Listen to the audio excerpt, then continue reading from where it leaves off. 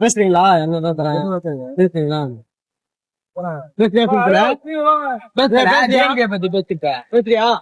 முன்னூறு போட்டு தரல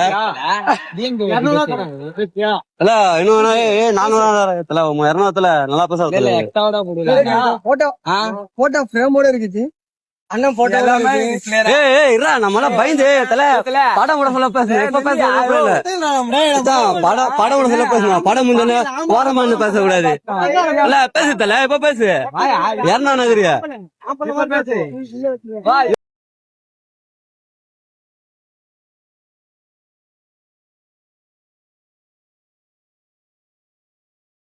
ரோஸ்ட் பிரதர்ஸ் நம்ம சேனலில் பெருசாக அவங்கள பற்றி நம்ம பேசுகிறது கிடையாது. காரணம் என்னென்னா, அவங்களுக்கு நம்ம தலைவரை வச்சு காசு சம்பாதிக்கணும், அது ஒரு நோக்கம். அது மட்டும் இல்லாமல் நம்ம தலைவரை பற்றி பேசினா வெளியிலேருந்து அவங்களுக்கு காசு கொடுப்பாங்க. ஸோ அந்த ஒரு பர்பஸுக்காக அவங்க பார்த்திங்கன்னா நம்ம தலைவரை பற்றி பேசுவாங்க.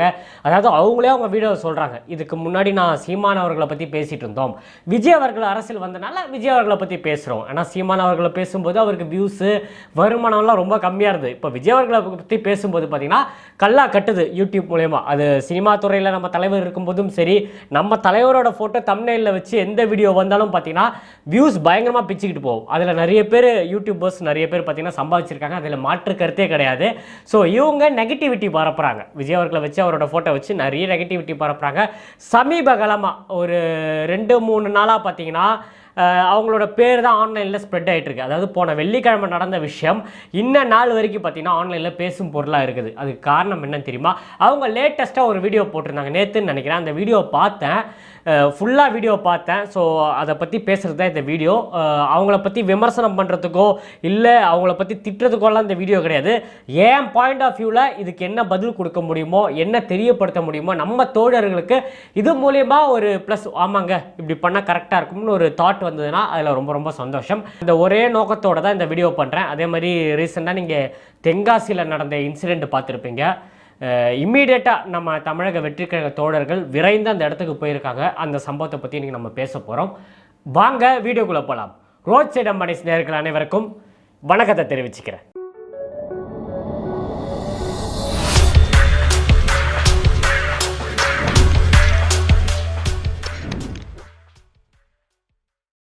திரையரங்கில் பொறுத்த வரைக்கும் பார்த்தீங்கன்னா சினிமா ரிவ்யூஸ் பண்ணுவாங்க, சினிமாவை பற்றி பேசுவாங்க. நம்மளும் நிறைய பண்ணியிருக்கோம். அதாவது முன்னாடி நம்ம படங்கள்லாம், நம்ம விஜய் நம்ம படங்கள் வரும்போது பார்த்தீங்கன்னா அஜித் அவர்கள் படத்தை பற்றி நாங்கள் தான் அதிகமாக கலெக்ஷன்ஸ் வாங்கியிருக்கோம், எங்களோட ட்ரெய்லர் பார்த்தீங்களா இவ்வளோ வியூஸ் போயிருக்குன்னு சொல்லி நம்ம அந்த வாக்குவாதமெல்லாம் பண்ணுவோம். அவங்க படத்துக்கு அவங்க ஃபேன்ஸ் வந்து பண்ணுவாங்க. இது ரொம்ப வருஷமாக நடந்துட்டுருக்கு. ஆனால் சினிமா தியேட்டருக்குள்ளே பார்த்தீங்கன்னா நாங்கள் அரசியல் வந்து பேசுனது கிடையாது. எனக்கு தெரிஞ்சு இது வரைக்கும் நாங்கள் தமிழக வெற்றிக்கழகம் ஆரம்பிக்கிற வரைக்கும் பார்த்தீங்கன்னா அரசியலை பற்றி திரையரங்கில் நம்மளும் நம்ம பசங்களும் நம்ம தோழர்களும் யாரும் பேசலே கிடையாது. இந்த ரோஸ்ட் பிரதர்ஸ் ஆரம்ப காலத்துலேருந்து என்னைக்கு இவனுங்க விமர்சனம் தொடங்கினானுங்களோ அன்னைக்கெல்லாம் பார்த்தீங்கன்னா சீமான் அவர்களை விமர்சிக்கும் போதும் இதை தான் பண்ணாங்க. இப்போ தமிழக வெற்றிக்கழகத்தை பற்றி பேசும்போது இவங்களோட வேலை என்ன தெரியுமா? வெளியே படம் பார்த்து வரும்போது அவங்க பார்த்தீங்கன்னா யூடியூப்பில் பேசுகிறாங்க, விஜய் அவர்களை கலாய்ச்சி பேசுகிறதுனால கொஞ்சம் ஃபெமிலியர், அதனால் மைக்கை உடனே எடுத்துகிட்டு போய் இவங்க கிட்ட நீட்டிடுவாங்க. இவனுங்க என்ன பண்ணுவாங்க, அந்த படத்தை பற்றி பேசுகிறவங்களோ இல்லையோ, அந்த படத்தை பற்றி பேசி முடிஞ்சோடனே நம்ம தலைவர் தளபதியை பற்றி ஏதாவது ஒரு விஷயத்த அங்கே கலாய்க்கிற மாதிரியோ கொச்சைப்படுத்துகிற மாதிரியோ அவரை பற்றி பேசுகிறோம், அவதூறு பேசுகிறதும் தப்பான விஷயங்களை கண்டிப்பாக பேசி தான் வெளியே வருவாங்க. இது சும்மா விடுவாங்களா? அதாவது ஆரம்ப காலகட்டம், அதாவது பழைய காலகட்டத்தில் நான் கேள்விப்பட்டிருக்கேன், எம்ஜிஆர் அவர்களை பற்றி யாராவது ஒருத்தர் இழிவாக பேசினாலோ தப்பாக பேசினாலோ, அதாவது அவங்க முன்னாடி அந்த தொண்டர்கள் முன்னாடி யாராவது பேசினா இம்மீடியட்டாக தொண்டர்கள் கோவப்பட்டு வன்முறையில் இறங்கிடுவாங்க. நிறைய பேர் தீ குளிக்கிறதுக்கு கூட நின்றுருக்காங்கன்னா எம்ஜிஆருக்கு ஏதாவது ஆயிடுச்சுன்னா அவருக்காக பார்த்தீங்கன்னா இந்த மண் சாப்பாடு சாப்பிட்றது, அவர் யாராவது எதிர்த்து பேசினா அதுக்கு அவங்க முன்னாடி போய் நின்று தீ குளிப்பேன்னு சொல்லி மிரட்டுறது, போலீஸ் ஸ்டேஷனில் நின்று நிறைய வாக்குவாதம் பண்ணுறது, இதெல்லாம் பார்த்தீங்கன்னா அவர் மேலே அவ்வளோ அன்பு வச்சுருந்தாங்க. அவங்க அவரோட முகத்தை கையில் பச்சை குத்திருப்பாங்க, நெஞ்சில் பச்சை குத்திருப்பாங்க. அந்த அளவுக்கு பார்த்தீங்கன்னா எம்ஜிஆர் அவருக்கு வெறித்தனமான பார்த்தீங்கன்னா தொண்டர்கள் இருந்தாங்க. அதனால தான் அவர் சிஎம்மாக நின்று அவர் போகிற வரைக்கும் பார்த்தீங்கன்னா அவர் அங்கேருந்து நவுத்தவே முடியல. அந்த அளவுக்கு பார்த்தீங்கன்னா உட்கார்ந்த இடத்துலேருந்தே பார்த்தீங்கன்னா வெற்றி பெறுவாராம். அந்த அளவுக்கு அவருக்கு பவர்ஃபுல்லான ஒரு லீடராக இருந்தாருன்னு கேள்விப்பட்டிருக்கேன். ஸோ அதே தான் நான் விஜயண்ணன் மூலியமாகவும் பார்க்குறேன். ஸோ அவரோட கண்ணசைவுக்கு அவ்வளோ தோழர்கள் நிறைய பேர் அவரோட பேரை பச்சை குத்துறதா இருக்கட்டும். நான் நிறைய மக்கள் இயக்கமாக இருக்கும்போதே பார்த்துருக்கேன். நெஞ்சில் கேவி தாமோனா தென்சென்னை மாவட்ட தலைவர்லாம் பார்த்தீங்கன்னா நெஞ்சில் விஜயண்ணனோட முகத்தை பச்சை குத்தி வச்சிருக்கேன். அந்த அளவுக்கு வெறித்தனமான ரசிகர்கள் இருக்காங்க.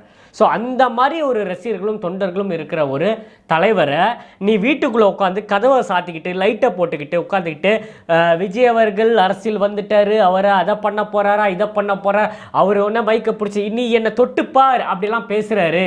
ஸோ அப்படியெல்லாம் ஆக்ரோஷமாக பேசலாமா அப்படின்னு சொல்லி ரோஸ்ட் பிரதர்ஸ் நீங்கள் உட்காந்து பேசுகிறீங்களே, இந்த மாதிரி தொண்டர்கள் இருக்கவங்க சும்மா விட்டுருவாங்களா?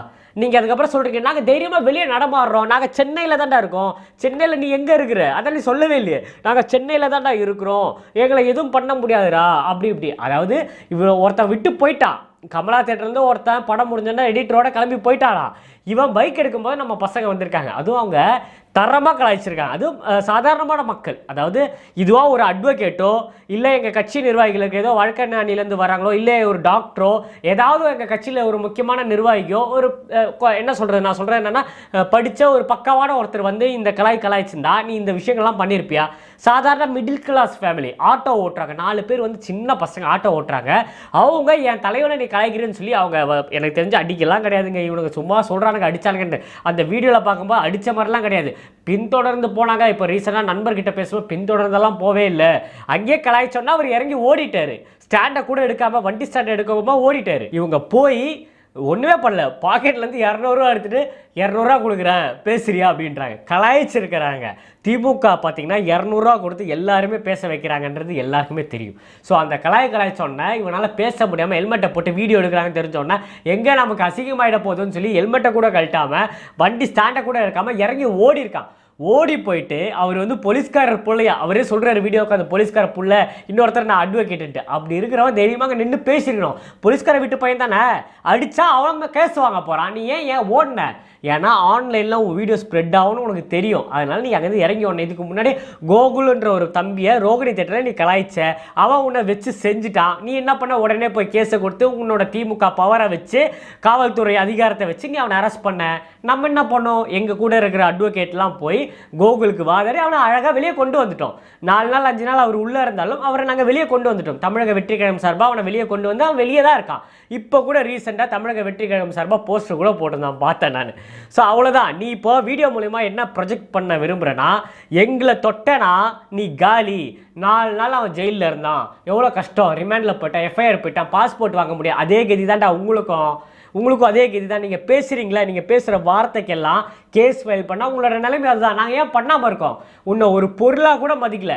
இந்த சாதாரண மக்கள் அவங்களுக்குலாம் ஒன்றுமே தெரியாது. அவங்களுக்குலாம் விஜய் அண்ணானா உயிர். ஸோ அந்த உயிர் இருக்கிறனால தான் அவங்க உன்னை பார்த்த இடத்துல வச்சு செஞ்சுருக்காங்க.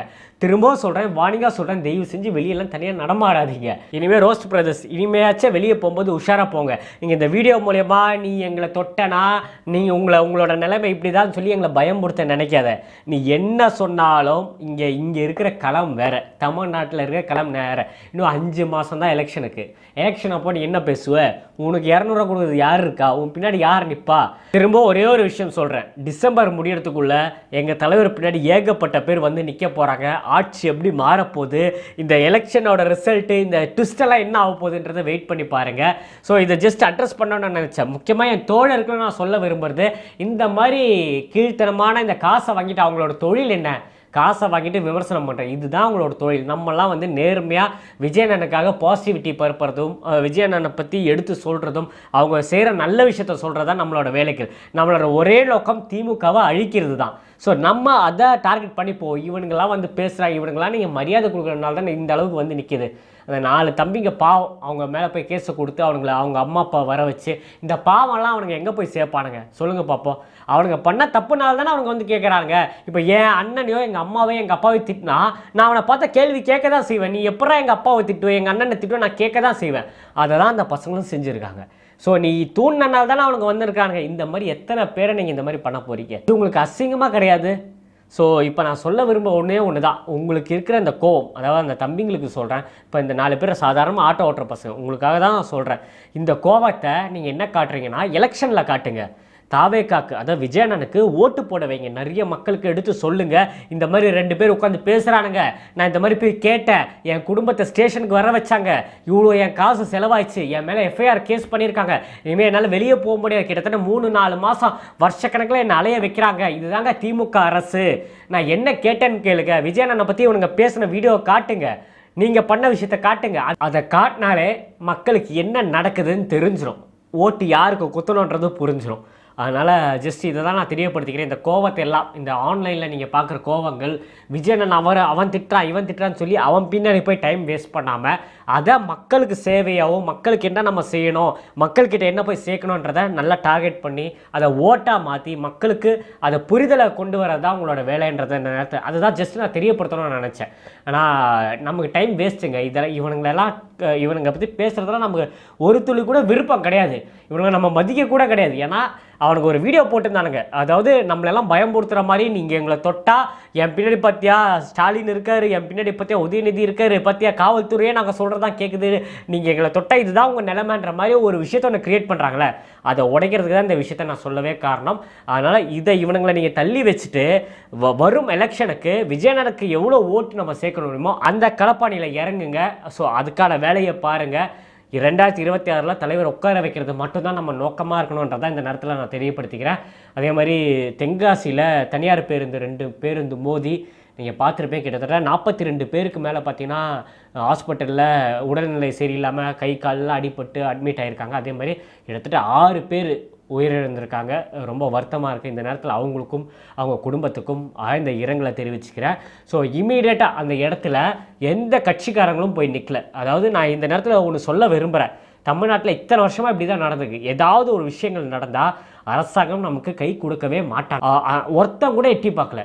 இந்த விஷயம் தெரிஞ்ச உடனே தென்காசி மாவட்டத்தில் இருக்கிற மாவட்ட செயலாளர், மேற்கு மாவட்ட செயலாளர் நியாஸ் அவர்களும் அவங்க தோழர்களும் இமீடியட்டாக அந்த ஸ்பாட்டுக்கு போயிருக்காங்க. ஏன் எங்களால் போக முடியுது, தமிழக வெற்றி கழகத்தால் அந்த இடத்துக்கு போக முடியுதுன்னா அரசாங்கத்துக்கு இந்த நியூஸ் எங்களை விட எவ்வளோ ஸ்பீடாக போயிருக்கும். அங்கே இருக்கிற லோக்கலில் இருக்கிற எத்தனை பேருக்கு ஸ்பீடாக போயிருக்கும், வட்ட செயலாளர்லேருந்து பகுதி செயலாளர் எத்தனை பேருக்கு போயிருக்கும், எவனாச்சும் எட்டி பார்த்தாங்களா? இமீடியட்டாக ஆம்புலன்ஸை ரெடி பண்ணி அங்கே இருக்கிறவங்களை ஏற்றி நிறைய பேர் ஏற்றி ஹாஸ்பிட்டல் கொண்டு போய் ஹாஸ்பிட்டலையும் கூட போய் அவங்க கூட உறுதுணையாக இருந்து அவங்களுக்கு தேவையான விஷயத்தை அனைத்தையும் பண்ணி கொடுத்துருக்காங்க. இதுதாங்க தமிழக வெற்றி கழகம். ஆட்சியில் இல்லாமலே நிஜமாவே வருத்தமாக இருக்குது. இந்த பேருந்துகள் 2மே ஆப்போசிட்டாக இடிக்கிறதுக்கு காரணம் என்னன்னு நீங்கள் நினைக்கிறீங்க? என்னோட புரிதல் பிரகாரம் பார்த்தீங்கன்னா, நானும் ஊர் சைட்லாம் ட்ராவல் பண்ணும்போது நிறைய பேர் கவர்மெண்ட் பஸ் எல்லாம் அவாய்ட் பண்ணுறாங்க, ப்ரைவேட்டில் ஏறுறாங்க, தனியாரில் ஏறி போகிறாங்கன்னும் போது கேட்கும்போது அவங்க சொன்ன விஷயம் என்ன தெரியுமா? தலைவா, கவர்மெண்ட் பஸ்ஸெல்லாம் நான் கரெக்டாக பஸ் ஸ்டாண்டில் நிற்க மாட்டானுங்க, அவங்க வருவாங்க, சும்மா பேருக்குன்னு ஓடுது கவர்மெண்ட் பஸ்ஸு, கரெக்டாக பஸ் ஸ்டாண்டில் நிறுத்துறாங்களாம் கேட்டால் கிடையாது. ஆனால் இந்த ப்ரைவேட்டு அவங்களுக்கு காசு சம்பாதிக்கணும், அதனால் அவங்க கரெக்டாக பஸ் ஸ்டாண்ட்லேயே நிறுத்துவாங்க. பஸ் ஸ்டாண்ட் இல்லைன்னா நம்ம கை காட்டினாலும் நிப்பாட்டுவாங்க, எல்லாரும் ஏற்றிப்பாங்க. இப்போ 100 பேர் தான் ஏற முடியும்னா 150 பேரை கூட ப்ரைவேட்டில் ஏற்றிட்டு கூட்டிகிட்டு போகிறாங்க அப்படின்றாங்க.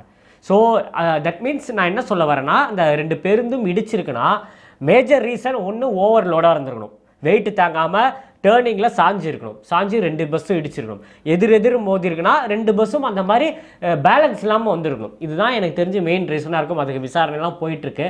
ஸோ கவர்மெண்ட் பஸ் ஒழுங்காக ஓடினா ஏங்க இந்த விபத்தெல்லாம் நடக்க போகுது? தமிழக அரசு சைட்லேருந்து பெருசாக இதுக்கான இம்பேக்ட் எதுவும் நடக்கலை. தென்காசியில் இருக்க எந்த அரசியல்வாதியும் அவங்கள போய் பார்க்கல இது வரைக்கும். ஸோ தமிழக வெற்றிகரம் தான் ஃபுல் அண்ட் ஃபுல் அவங்களுக்கு சப்போர்ட்டாக நிற்கிறாங்க. நம்ம தலைவர் தளபதி கூட பார்த்திங்கன்னா அதுக்கு ஒரு அஞ்சலி செலுத்தி அரசாங்கத்துக்கு இந்த விஷயத்தை வலியுறுத்தியிருக்கார். இந்த மாதிரி சம்பவங்கள் இனிமேல் நடக்கக்கூடாது, அவங்களுக்கு இனிமேல் அந்த ஹாஸ்பிட்டலில் இருக்கவங்க பூர்ண குணமடைந்து திரும்ப வீட்டுக்கு வரணும், அவங்களுக்கு தேவையான விஷயத்தெல்லாம் பண்ணி கொடுக்க சொல்லி விஜயண்ணா அவரோட எக்ஸ்தலத்தில் பதிவும் போட்டிருந்தார். ஸோ எனக்கு என்ன ஒரு சந்தோஷமான விஷயம்னா, ஏதாவது ஒரு விஷயம் நடந்தால் இம்மீடியட்டாக தமிழக வெற்றிகரம் அந்த இடத்துல போய் நிற்கிறாங்களே, இது இப்போ கிடையாதுங்க. என் வீடியோ ஒரு 5 வருஷத்துக்கு முன்னாடி எடுத்து பாருங்க. தளபதி விஜய் நம்ம மக்களியக்கமாக இருக்கும்போது அப்போது நம்ம தோழர்கள் இதை தான் பண்ணாங்க, இப்போது நம்ம தோழர்கள் இதை தான் பண்ணிக்கிட்டு இருக்காங்க. இந்த விஷயத்தை சொல்லி இந்த வீடியோ முடிச்சுக்கிறேன். ஸோ நீங்கள் இந்த வீடியோவை பற்றி என்ன நினைக்கிறீங்க? நான் சொன்ன ரோஸ்ட் பிரதர்ஸை பற்றி சொன்னாலாம் உங்களுக்கு ஓரளவுக்கு நான் சொன்னது ஓகேவாக இருக்கும்னு நினைக்கிறேன். சரி, உங்கள் கருத்துக்கள் என்னவோ அதை கமெண்ட்டில் தெரியப்படுத்துங்க. உங்களோட பார்வை இருக்குல்ல, இல்லை பிரதர் இது இப்படி தான் கொண்டு போகணும், இல்லை இவனுங்களை இப்படி தான் மூவ் பண்ணணும், நீங்கள் என்ன நினைக்கிறீங்கன்றத கமெண்ட்டில் தெரியப்படுத்துங்க. ஏன்னா அவனுங்களாச்சும் கொஞ்சம் மூளை வேணவா?